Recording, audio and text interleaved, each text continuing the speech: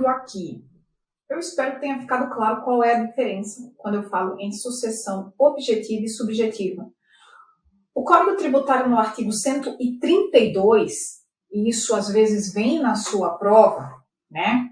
O examinador coloca lá nos termos do artigo 132 do Código Tributário Nacional, que trata da sucessão empresarial objetiva, e aí você fala, nossa senhora, estava indo bem até vir essa expressão, sucessão objetiva. E agora vai seguindo bem para você. Porque quando eu estiver falando do 132, eu estou falando da sucessão objetiva. E tenham atenção aí. Primeira coisa, deem uma olhada no 132, porque o dispositivo fala, como eu falei agora há pouco para vocês, né, só em fusão, transformação ou incorporação.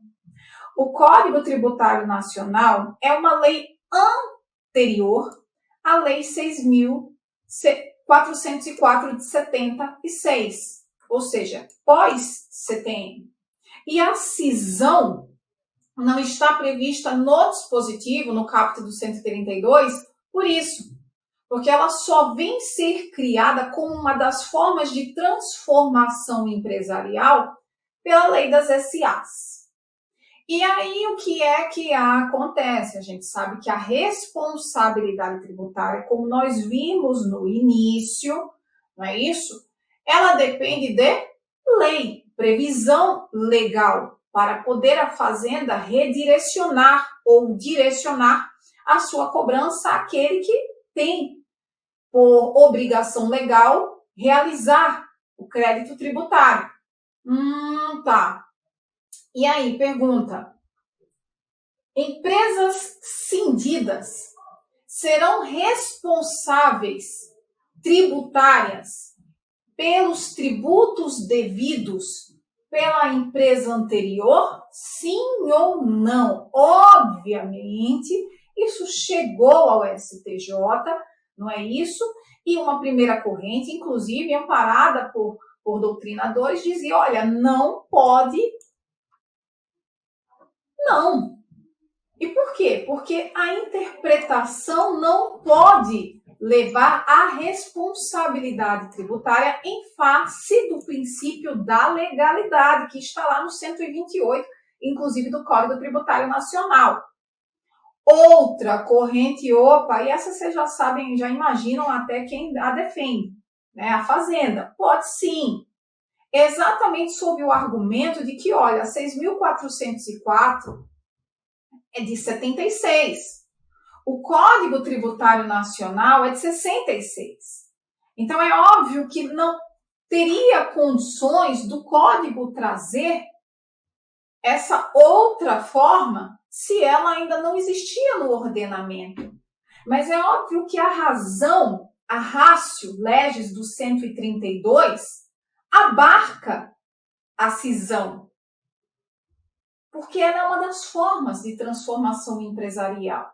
E é disso que trata o Código Tributário Nacional do 132, e que ser obviamente objetivo e exaustivo para ninguém ficar dizendo que, olha, você não falou de mim. E não falou da cisão porque ela ainda não existia no ordenamento. Foi o que prevaleceu para o STJ.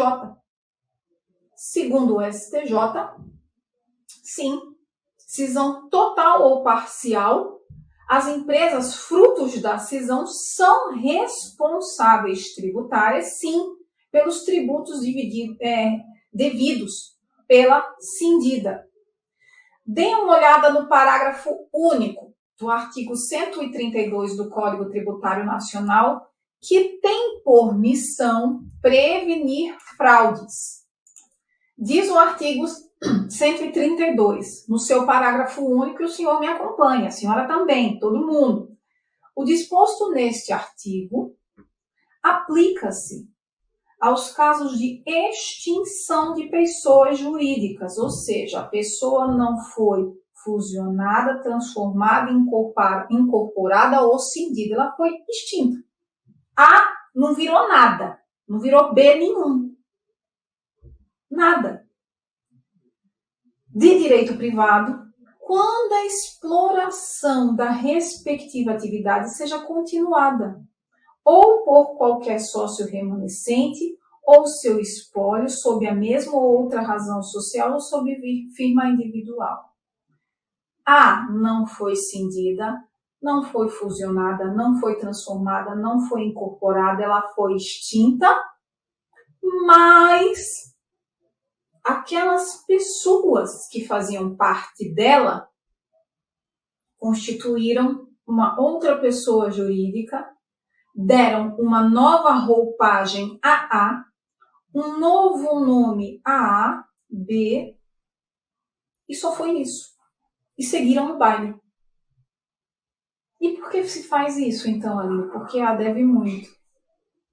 Às vezes A está devendo muito, então a gente precisa, né? O empresário vai lá e fala, olha, e se eu pegar tudo isso, extinguir e aproveitar tudo isso sob um outro nome? Inclusive sobre um outro tipo, sob um outro tipo de sociedade, de espécie societária. O que é isso, gente? Simulação.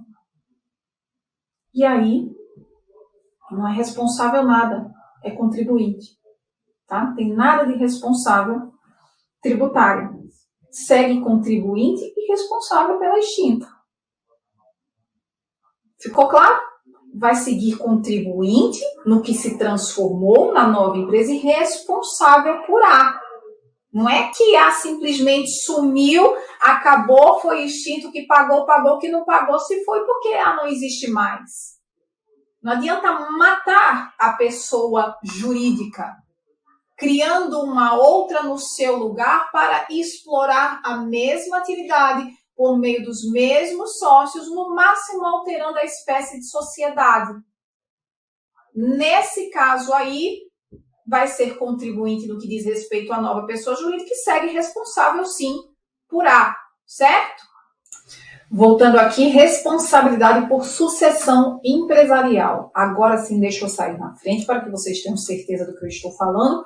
A tal da sucessão subjetiva, ou seja, a empresa vai se manter na sua estrutura, o que vai mudar são as pessoas que irão compor o corpo societário. Então, eu tenho aqui a postura, o que importa aqui para fins de responsabilidade por sucessão empresarial subjetiva. A postura do alienante, daquele que está alienando a pessoa jurídica, que era, então, o proprietário da empresa e está vendendo todo o fundo de comércio, toda a empresa para terceiro ou uma outra pessoa jurídica. O artigo 133 cuida da matéria. O senhor me acompanha aí que a gente vai ler ele todinho para entendê-lo, especialmente nos incisos 1 e 2, que é o que é mais importante aqui, que sempre cai em prova em termos de historinha, né? Na forma de uma historinha para o senhor desvendar quem é responsável, quem não é, se é ou não é. Diz o artigo 133 no seu caput.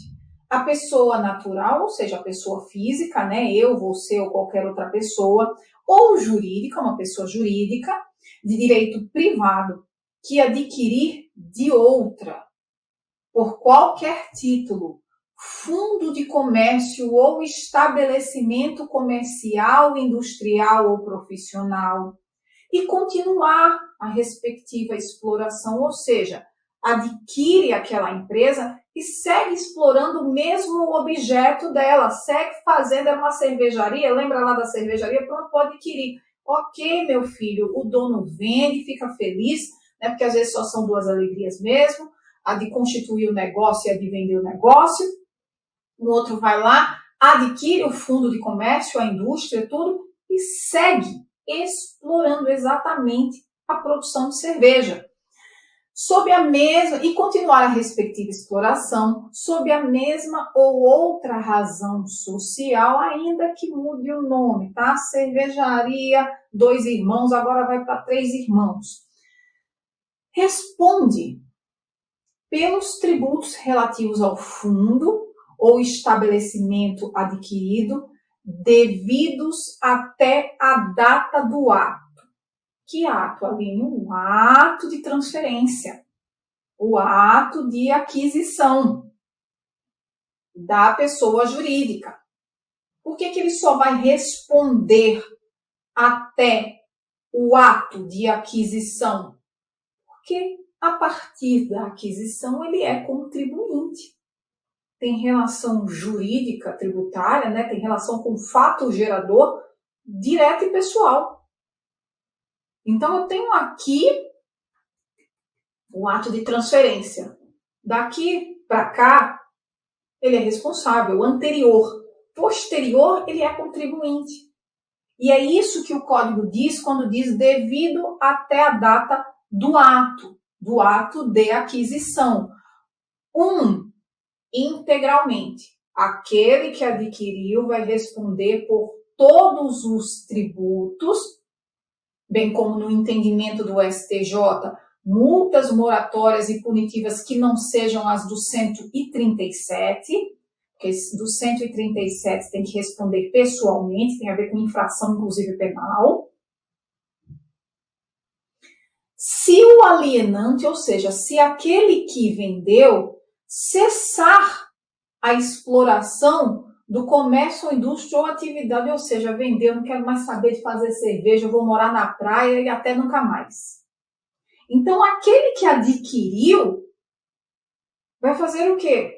Vai ser contribuinte e responsável integralmente, diretamente, por todos os tributos. A Fazenda vai acioná-lo diretamente.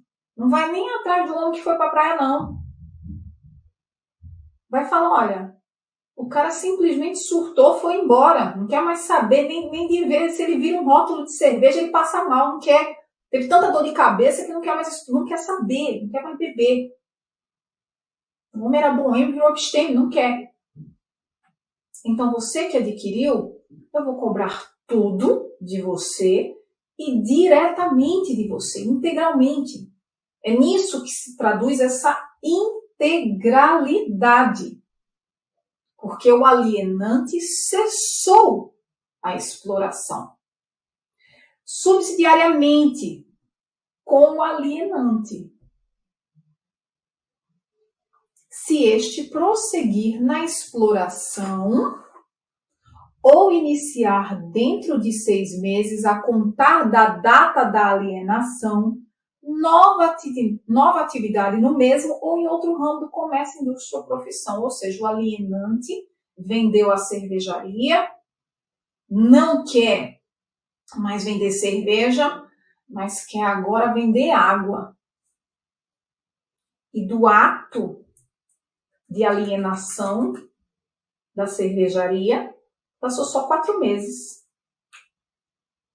Então, a Fazenda vai cobrar do alienante subsidiariamente daquele que adquiriu a cervejaria.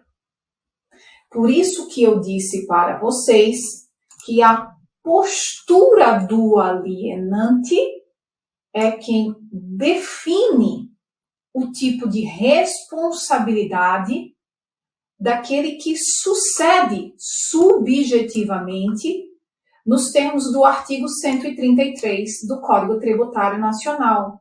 Porque se o alienante, ele cessa a exploração e vai embora e vai viver na praia, aquele que sucedeu, que adquire a pessoa jurídica, ele responde integralmente e diretamente.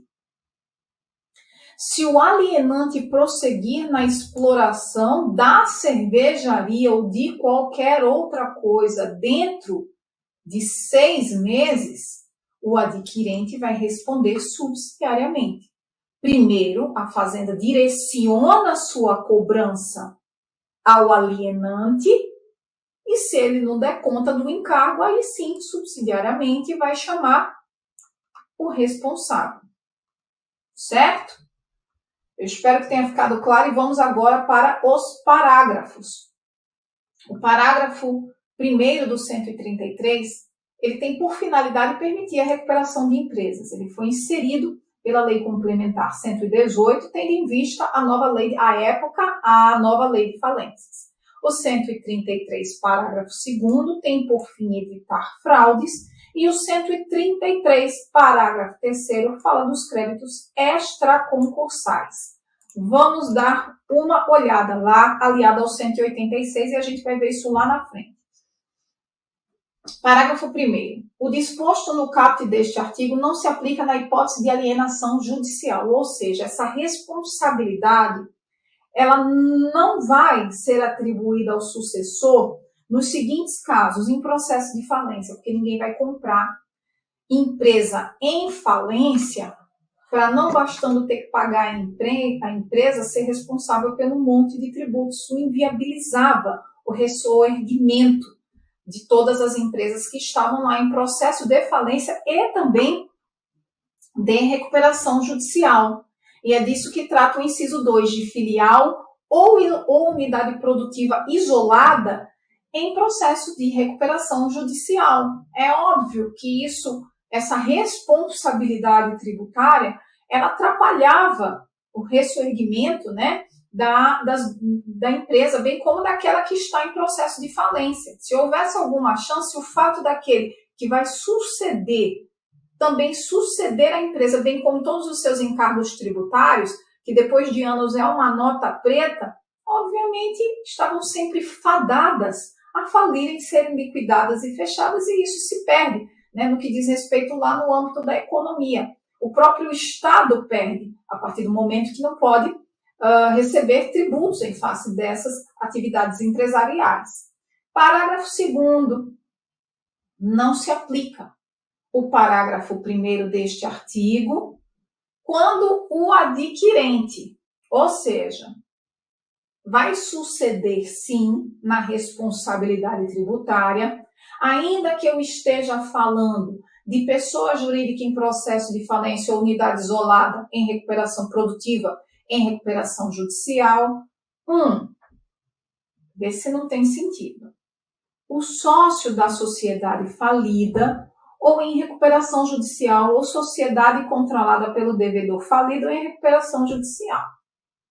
Ou seja, está deixando falir, está deixando a coisa ficar feia para adquiri-la sem a responsabilidade tributária. Não, meu filho, você tem a ver, inclusive, lá com você deu causa. 2. Parente em linha reta ou colateral até o 4º grau consanguíneo ou afim do devedor falido ou em recuperação judicial ou de qualquer de seus sócios. Vai se valer do famoso laranja, né? Alguém da família. 3.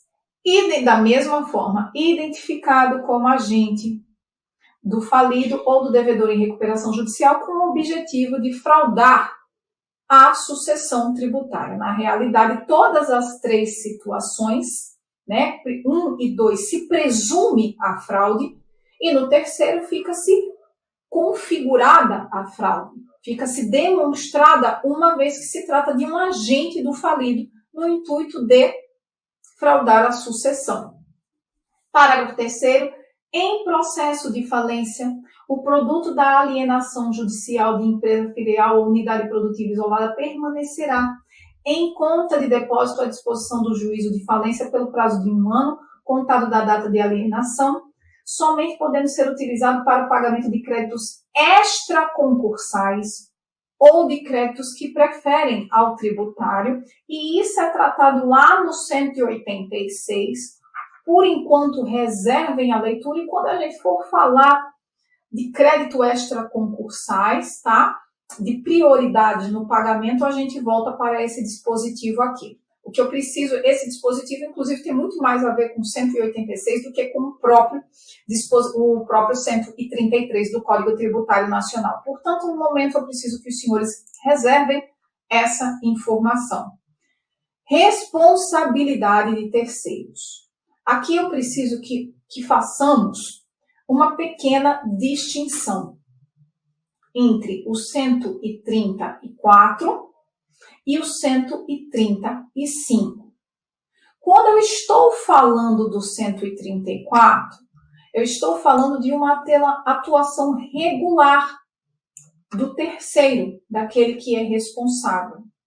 Quando eu estou falando do 135, aqui eu já estou falando que a responsabilidade será transferida em face de uma atuação irregular desse terceiro. Então, no que diz respeito ao 134, há uma atuação regular e a lei o elege como responsável tributário em face da necessidade de que ele pague o tributo pelo contribuinte, porque senão a fazenda não vai ter de quem cobrar, meu querido. É essa a questão. Dá uma olhada aí no 134 comigo. Nos casos de impossibilidade, olha o que diz o dispositivo, que eu acabei de falar, senão a fazenda não vai ter como cobrar. Nos casos de impossibilidade de exigência do cumprimento da obrigação principal pelo contribuinte, respondem solidariamente com este nos atos em que intervierem ou pelas omissões de quem forem responsáveis. 1. Os pais pelos tributos devidos pelos seus filhos menores. Por quê? Porque a fazenda não vai ter como cobrar do menor. Não é isso? 2. Os tutores e curadores pelos tributos devidos por seus tutelados e curatelados. É a mesma situação do menor. Ausência de capacidade civil, não é isso? 3. E processual. 3. Os administradores de bens de terceiros pelos tributos devidos por estes, ou seja, o ausente. Se foi lá para o mundo, lembra do homem da cervejaria? Pois bem, foi morar na praia, ninguém sabe onde ele está, mas ele, obviamente, ao vender a cervejaria, adquiriu bens, né, porque ele não é bobo nem nada, e deixou para alguém administrar. Pois bem, se não se localizar o cidadãozinho, o administrador dos bens. O inventariante pelos tributos devidos pelo espólio. Basta a gente pensar que o espólio não tem personalidade jurídica. Quem responde é o inventariante, em que pese o espólio, a arrecadação de bens do falecido, ser o contribuinte, mas quem responde por essa arrecadação é o inventariante. Então, ele é o responsável por esse pagamento. O síndico e o comissário, pelos tributos devidos pela massa falida ou concordatária. Aqui os senhores se lembrem que estamos falando de uma lei de 66, lei de falências nova, né? Substituída, então, em 2005. Aqui a gente está falando do administrador, não é isso? Tanto da massa falida, bem como da empresa em recuperação jurídica, né? Recuperação judicial. Pois bem, 4. Os tabeliães, escrivães e demais serventuários de ofício pelos tributos devidos sobre os atos praticados por eles ou perante eles em razão do seu ofício. Por isso que eles só registram depois que você paga o ITBI. Já foi registrar algum imóvel alguma vez? Pois bem, o cidadão só vai registrar quando você demonstrar que pagou o imposto, em que pese o fato gerador só acontecer depois do registro. Inclusive, a gente vai falar sobre isso. 7. Os sócios no caso de liquidação de sociedade de pessoas. Parágrafo único. O disposto neste artigo só se aplica em matérias de penalidades, as de caráter moratório, por atraso. Inclusive, era em face desse dispositivo aqui que se defendia as penalidades que não fossem as pessoais do 137, não se aplicava, não se transferia para o responsável tributário. Mas aqui a gente tem uma regra pessoal. Pois bem, deixa eu voltar aqui e sair da frente. Quando eu estou falando do 134, e daqui a pouco a gente vai dar uma olhada no 135, Eu estou falando de uma responsabilidade solidária no que diz respeito à literalidade do CTN.